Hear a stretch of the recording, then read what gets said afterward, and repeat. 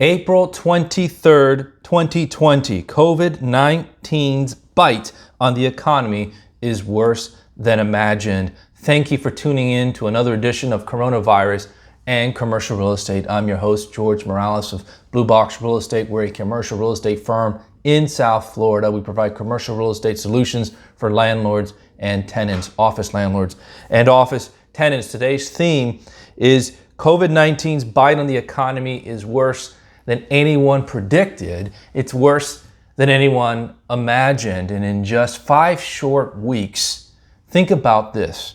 Saw this in the National Review this morning. In just 5 short weeks, we shed 22.5 million jobs, 22.5 million unemployment claims in 5 weeks.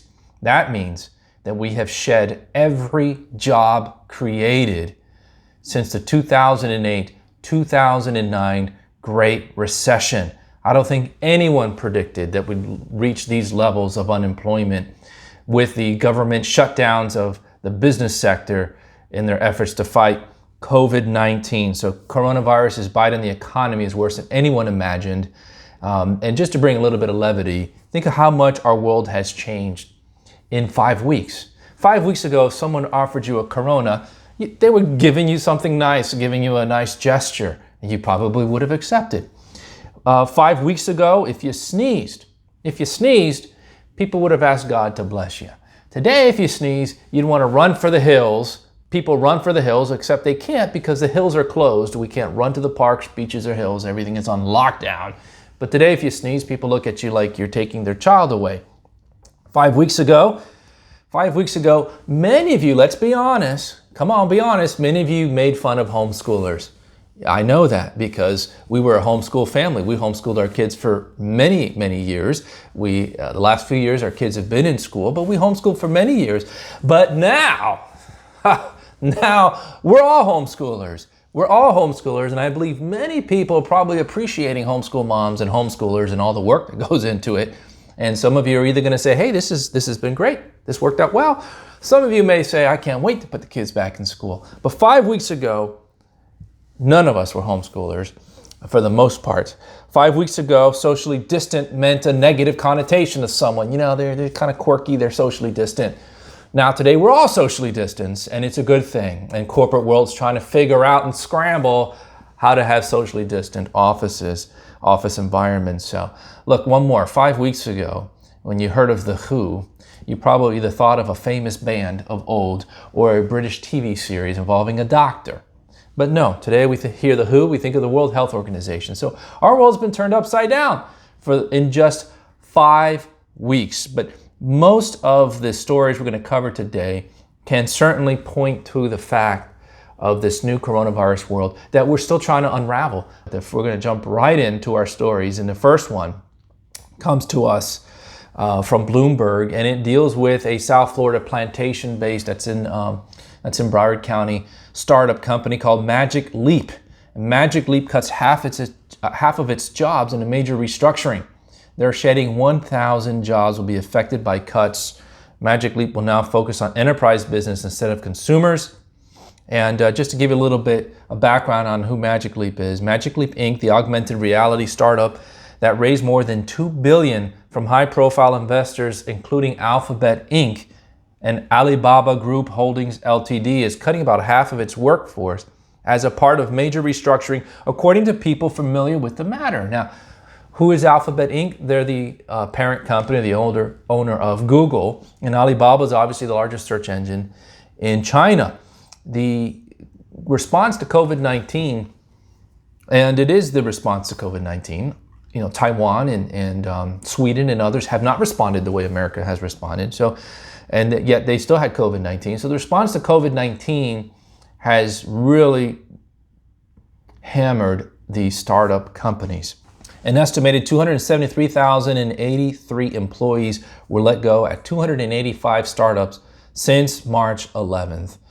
The actual total is probably far higher. So the responses to coronavirus have certainly not been kind to the startup industry. The second article we go to, the next two really are about two large deals that fell through in the retail sector. This comes to us from CoStar. Coronavirus fallout kills buyout for office price retailer Steinmart with 281 stores. And quoting from the article, unpredictable economic conditions led to a mutual decision to walk away. Thank you, Jennifer Waters, who put this together. Mutual decision to walk away by these two parties. There was a deal in place by Kingswood to purchase Steinmart, but in a statement released, they cited that uncertainty regarding Steinmart's ability to satisfy the conditions to closing and the substantial expense to Steinmart of soliciting shareholder approval for a transaction is unlikely to close. Like much of the nation's retailers, Steinmart temporarily shuttered its 281 stores March 18th, well over a month ago now, with the hopes of reopening them as soon as March 31st. Well, we're in that same boat. We thought, we'll shut her down for a week or two and let this coronavirus roll over. Then it became April 12th, and then it's April 30th. And now we hope, we hope, God willing, it'll be sometime in May that things open up again. On April 1st, Steinmart furloughed its 8,600 store staff and about 50% of its corporate staff after extending the store closings indefinitely. So that big deal, Kingswood to purchase Steinmart's 281 stores, fell through because of coronavirus. Moving right along, the third story here comes from CoStar in a similar fashion. Sycamore Partners wants out. They want out of $525 million deal to buy Victoria's Secret. So it's no secret, it's out. They don't want it. They don't want to touch Victoria's Secret lawsuit. Now this one is not a mutual agreement between two parties like Kingswood and Steinmart. This is a lawsuit. And again, it's going to be interesting to see how all these lawsuits roll up and how they end up. But the lawsuit involving 1,600 stores says that L Brands breached contract related to coronavirus. Thank you, Jennifer Waters, again. Private equity firm Sycamore Partners wants to back out of its $525 million deal to buy Victoria's Secret's lingerie chain, claiming in a lawsuit that the parent L Brands has not held up to the terms of the pact during coronavirus pandemic. Again, this will bring us right back to force majeure. Is that a means to cancel contracts? The suit filed Wednesday in Delaware courts listed a handful of contract breaches Sycamore is leveling against L Brands. They include closing 1,600 U.S. Victoria's Secret and Sister Pink stores, furloughing employees, temporarily cutting pay for senior staff, and skipping April rent payments. Now, quoting from Sycamore, that these actions were taken as a result of or in response to COVID-19 pandemic is no defense to L Brands' clear breaches of the transaction agreement. L Brands said it would continue on working towards closing the transaction. So here it is. We have this battle royale going on between Sycamore and L Brands, and we'll see who is left with a Victoria's Secret bag at the end of this fight. Continuing now, we're going to try to pick up the pace. The next story comes to us from the New York Post, I believe. New York Times, sorry. The New York Times. And this comes to us. The article is "The Death of the Department Store. Very few are likely to survive." Unfortunately, I think it's true. I think we have to be honest.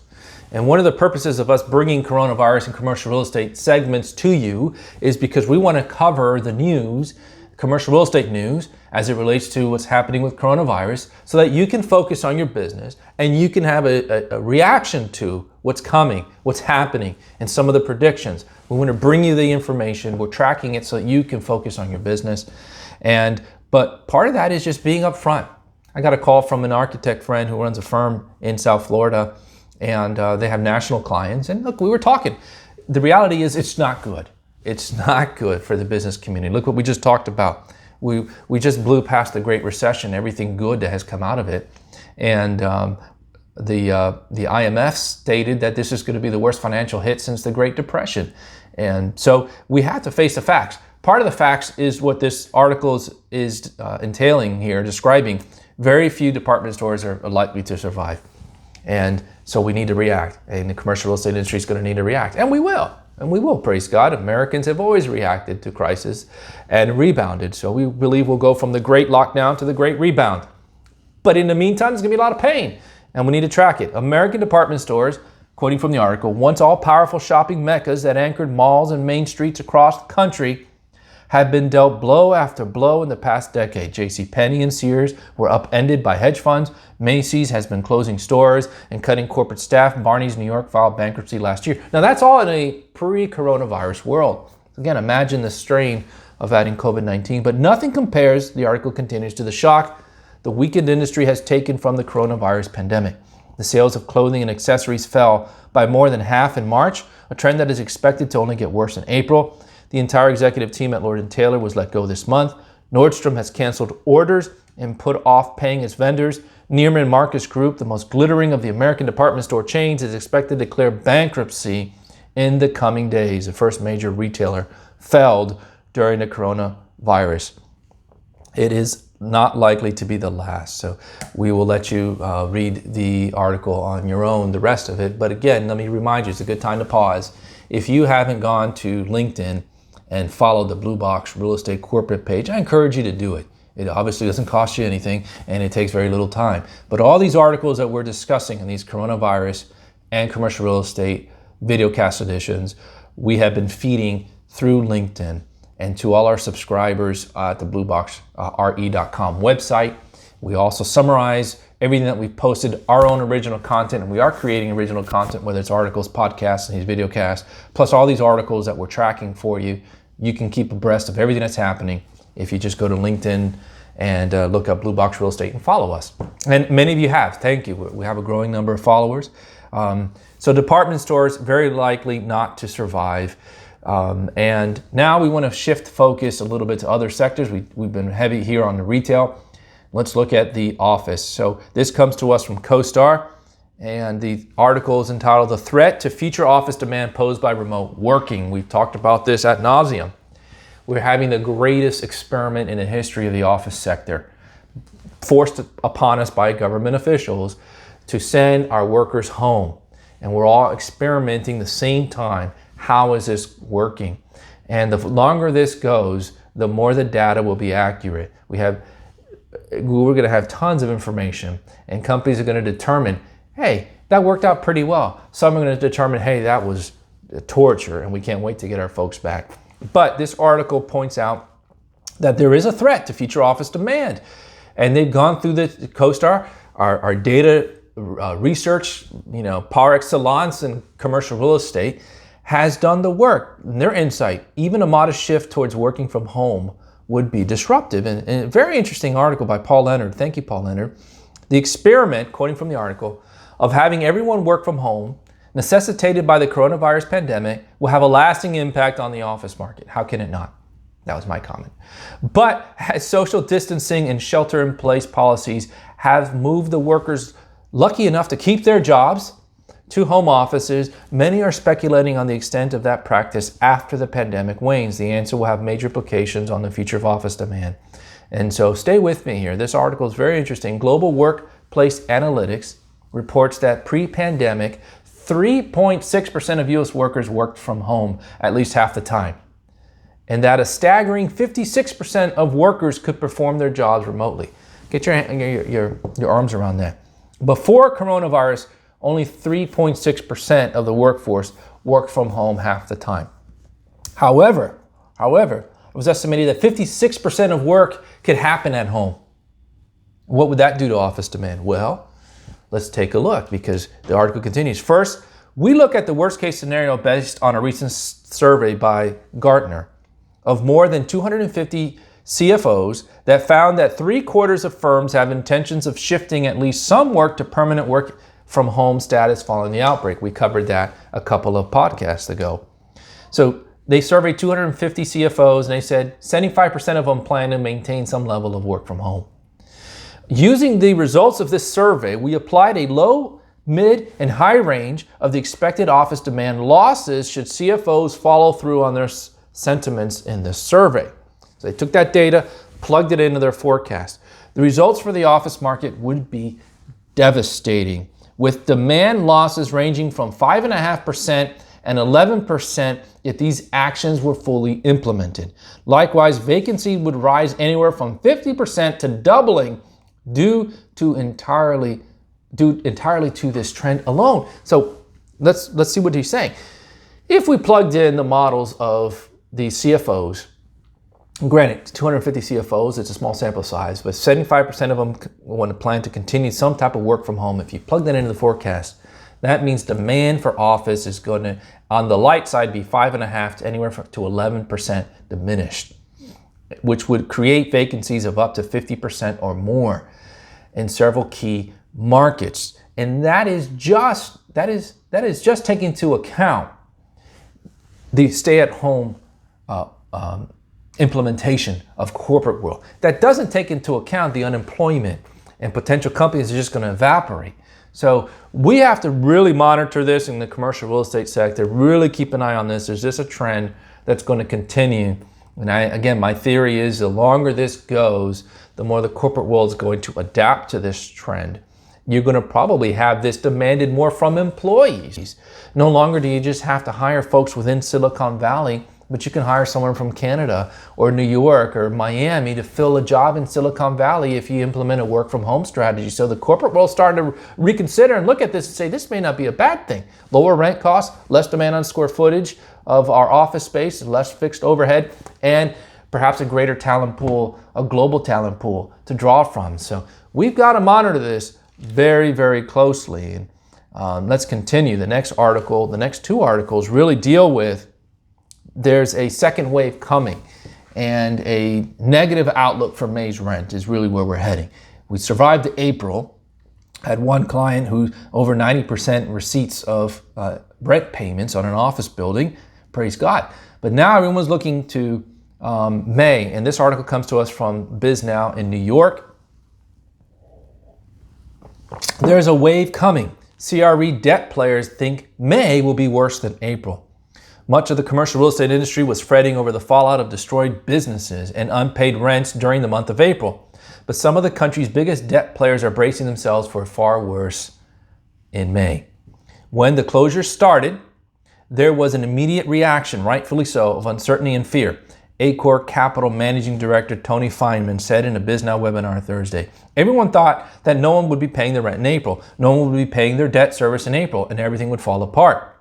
Continuing, he said, April wasn't horrible anecdotally in terms of the collections of debt services, but I feel there's a wave coming, he said. And so there are many, many folks who are now looking to May and saying, is that when we're going to see the worst? Hopefully not, God willing not. The next article really hammers that home. And this comes to us from, give me a second here. This comes to us also from BizNow, Washington, D.C. Bozzuto chairman, we are frightened by May rent collection. Tell us what you really think, Bozzuto. We are frightened. The founder of one of the East Coast's largest multifamily companies with 70,000 units under management, Bozzuto chairman Tom Bozzuto, has serious concerns about May 1 rent collection. April's rent was only slightly down from the prior month, but he doesn't know that will continue next month. And here's a quote from Mr. Bozzuto. We are all frankly frightened by May. The governors, the president have all given residents permission not to pay rent. What they have said is that no one will be evicted if they fail to pay rent. So we're very concerned with our ability to collect rent. And I'll let you finish the rest of that article, but you get the gist of those last two articles. There's a lot of uncertainty. There's a lot of anxiety on what will May's rent look like. We already know April's picture. What is May going to look like? And I think there's some validity to the fact that, hey, no evictions, freezing on those things, government money, rent relief, all these programs, which so far most folks haven't received any of the help in these programs, is now going to take its big toll on May. The last two articles, we're going to focus primarily on the office sector and unemployment. This comes to us from CoStar. U.S. sector may be on the verge of unfortunate new territory. Now, kind of goes part and parcel with the two major forces that are colliding together, impacting the office. And one is the massive unemployment, and the other one is this stay-at-home workforce. And these are going to collide and obviously impact the office sector. State of the Market is CoStar by Linda Moss. There's a wonderful video. So again, go to LinkedIn and find us on Blue Box, or go to blueboxrv.com and subscribe, and you can get this article.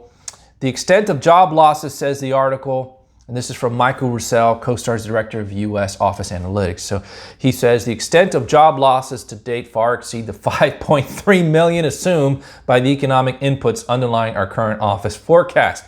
Woo! We blew by that 5.3 million probably in 3 or 4 days, Russell said. So CoStar has been rerunning its forecast using new guidance calling for job losses totaling 23.8 million in the second quarter for a baseline, according to Russell. CoStar also did 2 additional more pessimistic projections based on even greater unemployment figures. So again, you've got this two-headed monster, right? So the first article we read from CoStar dealt with if you input the data of 75% of corporate America may plan to implement some form of work from home, we have an increase of 5.5 to 11% in vacancy across the board just because that one factor. Now what they're doing is they're running the data on unemployment, and we're at 22.5 million, and they're running it at 23.8 million as a worst case scenario. When this article was written, this article was written on the 23rd, yesterday.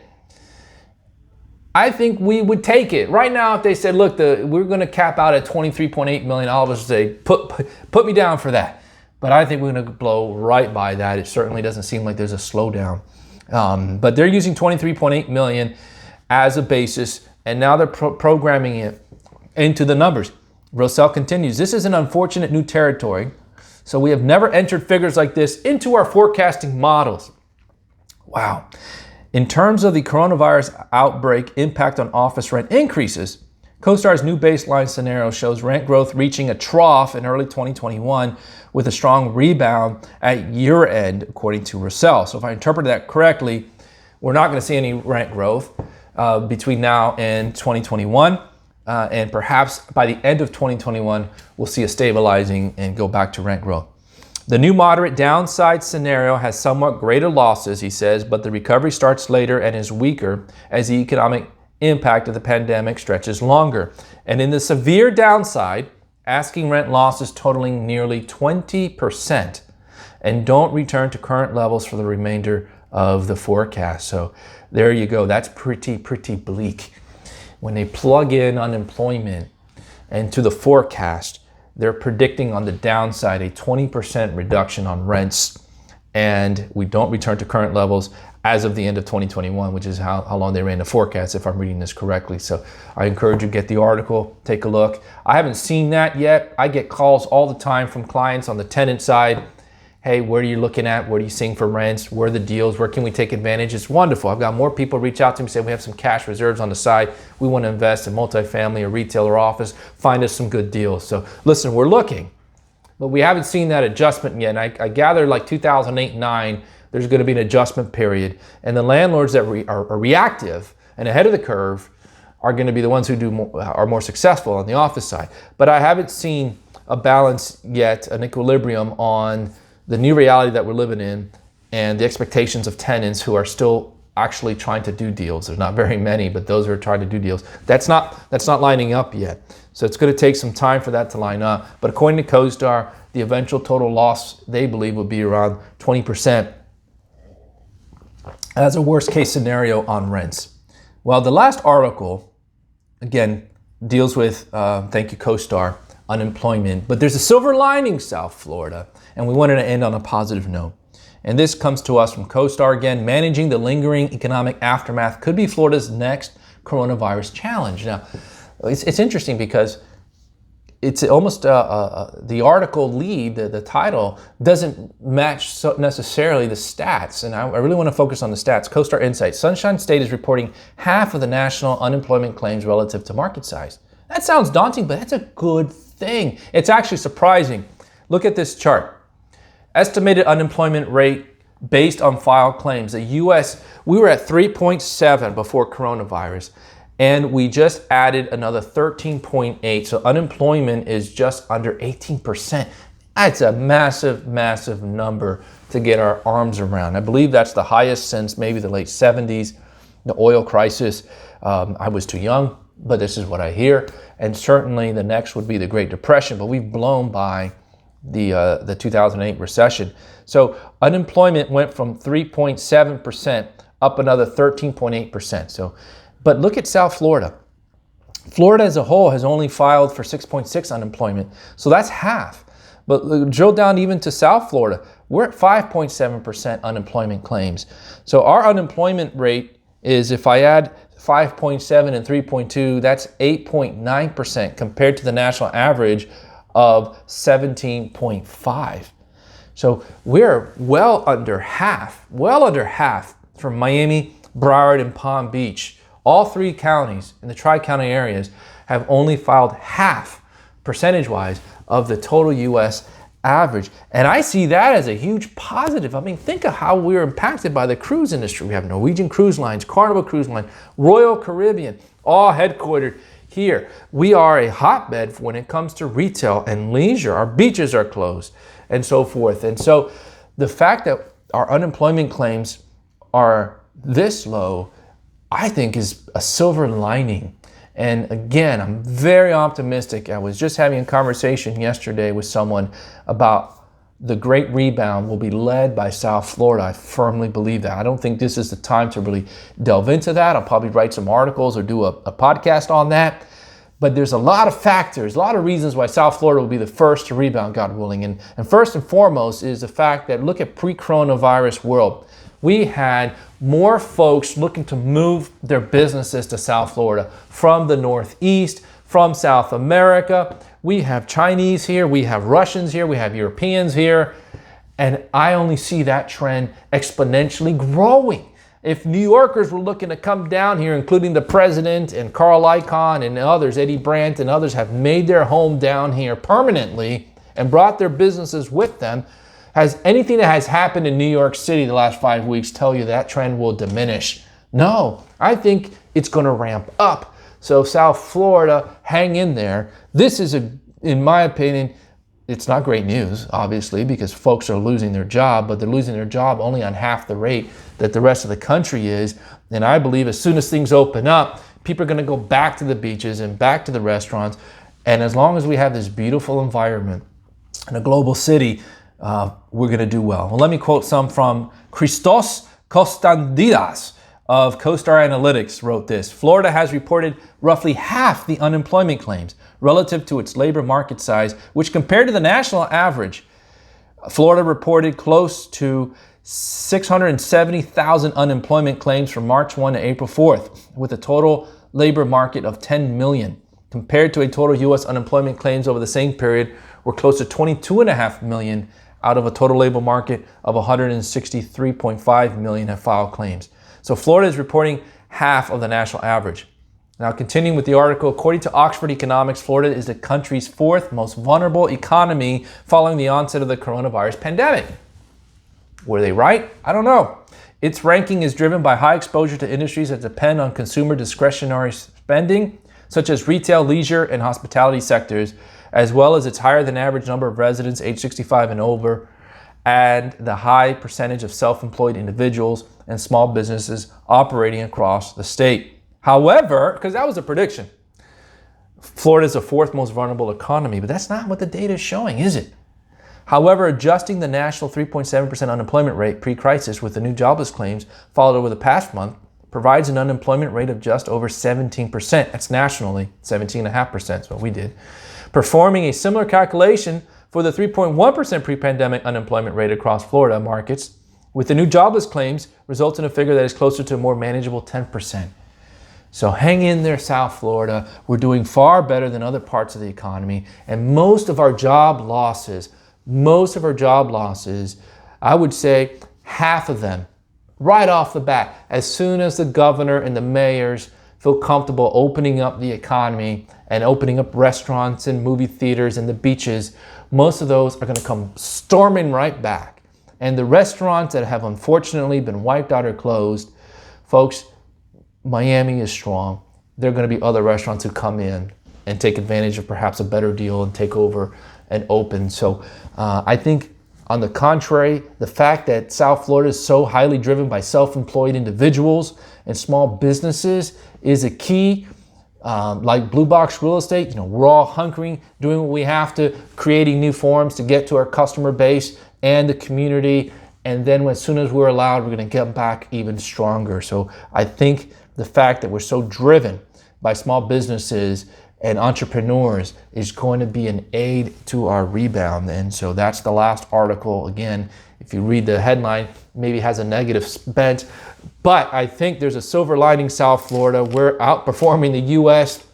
2-1 right now when it comes to unemployment, and I see those stats holding.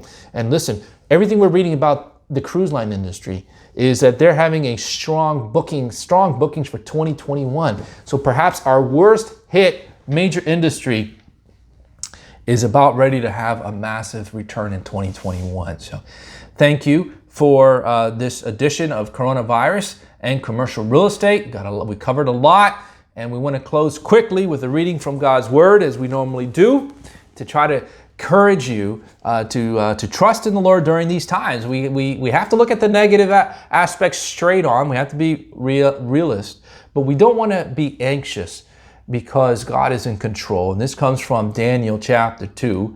And this is, if you recall, if those of you who aren't familiar, Nebuchadnezzar had a dream, and he was finding no one who could interpret his dream. And so he threatened to kill all the wise men. But you had these Hebrew boys, Daniel, Hananiah, Mishael, and Azariah, and they prayed to God that God would reveal to them the dream, and God did. And so the Lord spared them and Nebuchadnezzar. And Daniel prayed this and blessed God of heaven when God revealed the mystery of the dream to him. He said in verse 20 of chapter 2, "Blessed be the name of God forever and ever, to whom belong wisdom and might. He changes times and seasons. He removes kings and sets up kings. He gives wisdom to the wise and knowledge to those who have understanding. He reveals deep and hidden things. He knows what is in the darkness, and the light dwells with him. To you, O God of my fathers, I give thanks and praise, for you have given me wisdom and might, and have made known to me what we asked of you. For you have made known to us the king's matters." So again, God is sovereign. He is on the throne. In 5 weeks, look how all of the world has been humbled. We went from 3.7% unemployment to over 17.5%. Unfathomable what has happened in the last 5 weeks. But nevertheless, the proper perspective is to be in awe and fear of the Lord God and what he can do. And the God who turned this world upside down in 5 weeks can turn it back in 5 weeks if we cry out to him and trust in him. So I hope that was encouraging to you. Again, please, a couple of bookkeeping matters. Go to blueboxre.com and subscribe. And we do want to end today and do something unique. We haven't tried this. We want to see if it works. Won't do it next time if it doesn't. But for many of you know that I published a book on commercial real estate. So yes, selfish plug here, selfish plug. It is a tale. It was written in narrative form. It's in 2 parts. Part 1 is a business owner and his need of office space, and a commercial realtor comes along his side and guides him through the whole process to a successful lease signing. And in the meantime, you learn great commercial real estate lingo and languages. We decided to make it in a creative way to make learning commercial real estate fun. Part 2 is avoiding pitfalls. And it's just, we roll up our sleeves and we give you 7 guidelines to avoid when signing commercial leases and finding office space. So there's a glossary, there's an appendix. If you look at the appendix will teach you what is the difference between Class A and Class B, property characteristics, common area calculations. We'll teach you how to calculate a parking ratio. And then we've got a glossary in the back. And listen, the glossary in the back alone to me is worth the investment, which by the way, we've discounted it during this coronavirus days. Go to Amazon.com and look up Don't Sign the Lease by George Morales, or go to don'tsignthelease.com. You can order directly there. But it's on discount. It's also available on ebook. And this is what we're going to do to kind of promote the book is I have got 3 friends with me during these podcasts, especially the last few. If you can figure out what those 3 friends are, the first person who can make a note of the 3 friends who are with me during these podcasts, the first person who leaves a comment, I will send a free copy of Don't Sign the Lease. And you're still at home, you still have plenty of time to read, and what a great thing to learn about commercial real estate for your business so that you're better equipped when we get out of this to, on your next deal, negotiate and do better. And if you are a realtor in residential, you just want to learn commercial real estate a little bit more in depth from an insider, this book is like taking you alongside for 10 weeks with me in the car and shadowing me and learning what we do in commercial real estate. It's a great way to know about the industry. But the first person who can make a comment, post a comment, we'll connect and we'll send you a free copy of the book. Again, thank you for putting up with that shameless plug. We look forward to seeing you again, God willing, next Tuesday morning as we bring to you this bi-weekly look at coronavirus and commercial real estate.